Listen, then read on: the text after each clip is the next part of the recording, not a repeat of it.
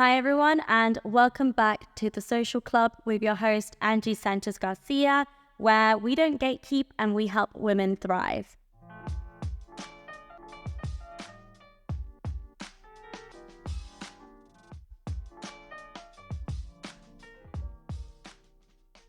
I thought this episode could be a bit about why the Soulcial Club started, and we touched upon it a tiny bit over in the intro, but I thought we would deep dive in this episode before we start introducing all of our amazing hosts that are basically going to come on this podcast. So a little bit about how this came about. It came about in Ibiza around 2 years ago, and it was October. It was super hot, and I remember I was just talking to my friends, and one of them was launching her creative studio, and it was going well, and she was making plans to work abroad, and I was like, oh my god, that is so cool, like super inspiring. And after having that conversation, just cleansing off the day, as you do, I genuinely think the best thoughts actually come when you're in the shower, because you are just, at peace, at one, you're washing off the day, you're doing you're having your moment. And sometimes you just allow your head to be in a neutral state and allow things to ebb and flow. And in that moment, it just came up. Girl, you need to start a podcast and start amplifying all your friends' voices. Have them talk about their journey. Have them talk about the skills that they need and able to do what they want to do, because I'm pretty sure there's some people that are stuck and they're a bit like, okay, I want to do that, but I don't know how to get there. I don't know the right skills that I have to develop in order to get there. So that's why I say there's no gatekeeping here, and it's about finding out how all these amazing women get to where they want to be.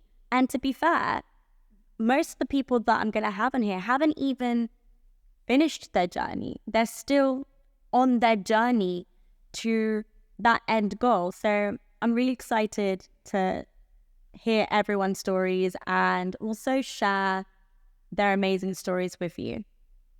So that's how that idea mostly came about. But a little bit about me. So I am a creative myself. I didn't start, more like I come from a theatre background. My background is Colombian, and when I came to London when I was 4 or 5 years old, my mum enrolled me in a school called Sylvia Young Theatre School in Marylebone. She always thought that I had so much energy. I wouldn't shut up, would just continue talking. And it's true, still do that a lot. And she wanted to know, what does one do with this child? So, like I said, she enrolled me in it, and I was there from the age of 5 till 19. And I would go every single Saturday. Genuinely enjoyed it so much. I actually looked forward to my Saturday. Sometimes I wouldn't even go to birthday parties simply because I was like, I cannot miss a class. Like, this is my passion. This is my world. Like, I genuinely loved it so much, even all the teachers that I had.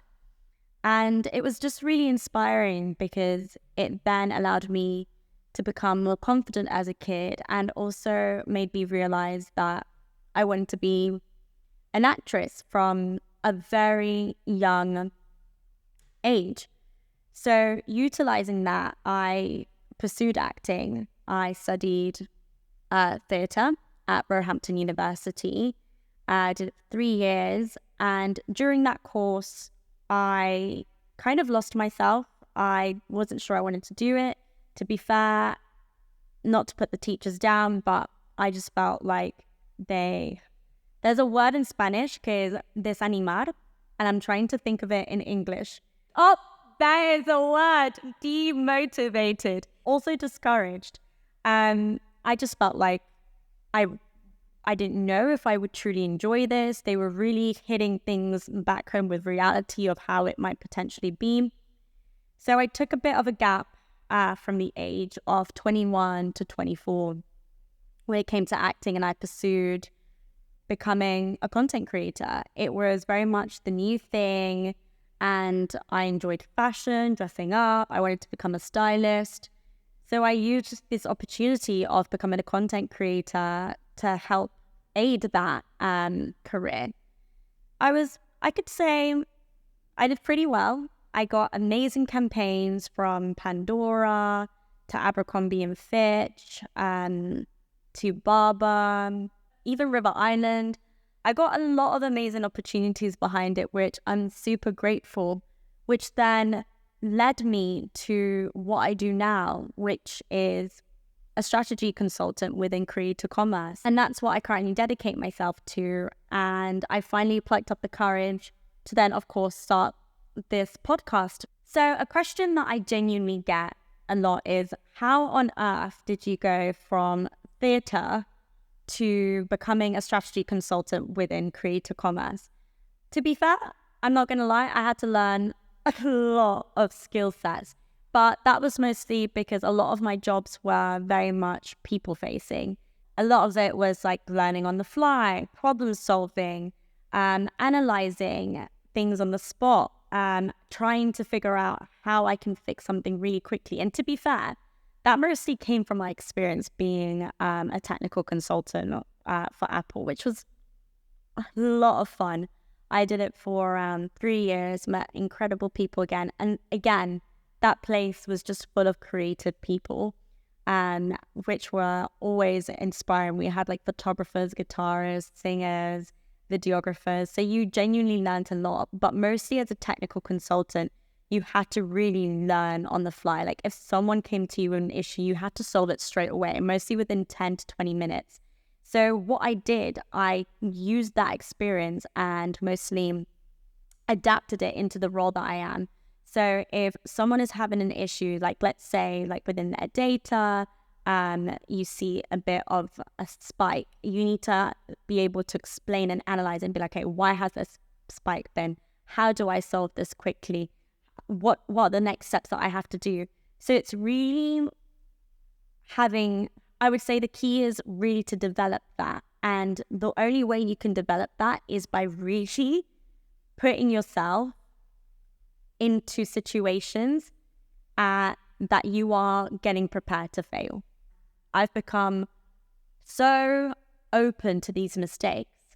And weirdly so, this actually comes from, again, back to Sylvia Young days. I had this teacher called Ray Lamb. I'm not sure if he's still there, but he was so harsh on us, but also held space for us to make mistakes. And a lot of the times he was like, you failed that performance. How can you make it better? How can you understand that? And with doing that at such a young age, you started to really learn that it's okay to fail, especially within the theatre industry. Like you go through so many auditions and you'll get rejected and you just don't know why, but you know there are certain bits that you have to improve. Feedback was literally essential, so essential when it came to that. So I used feedback to help elevate and aid those transferable skills and be like, okay, how can I get better at this? How many times do I need to fail in order to reach that end goal and perfect it? And to be fair, it's not even about perfecting it. It's just mostly becoming confident at it. I feel like a lot of people aim to be perfect when really you don't have to perfect something. You just have to be confident in that skill. I feel like you need to have confidence in yourself to know that you can do the job. And honestly, what has gotten me to where I need to be as a strategy consultant within creator commerce, as an actress, and in all the other jobs that I've had, has genuinely been confidence. And that is the main one that you need to have. And how do you develop confidence? It's genuinely through failing. And that is something that has gotten me through this. And whilst you're hearing this, just know that I have retaken this podcast, this episode, 5 times. I've made people pause it, restart it, but hey, here we are. And I hope you've learned something from this today, and you learn loads of other amazing and useful tips from the next hosts that are going to be joining us. Thank you for listening, and don't forget to follow us on Instagram, YouTube, and on Spotify and Apple Podcasts at The Soulcial Club. Thank you again, and see you next time. Ciao, bis. Bin